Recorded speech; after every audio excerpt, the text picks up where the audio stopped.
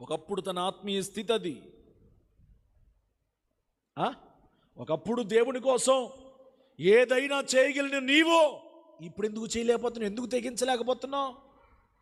ఇదివరకు ఎవరు ఎన్ని మాటలన్నా సహించిన నీవు ఇప్పుడు చిన్న మాటగా ఎగిరిపడుతున్నావు.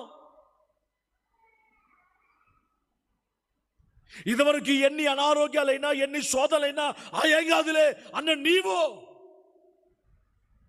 ఇప్పుడెందుకు వాటిని చూసి భయపడుతున్నావు? Praise the lord. మనం భయపడకూడదు, వాటిని భయపెట్టాలి. అనండి ఆ మాట అనండి.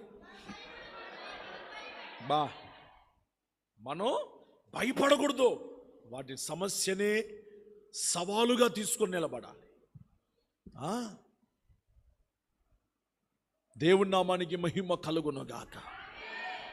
హల్లెలూయా.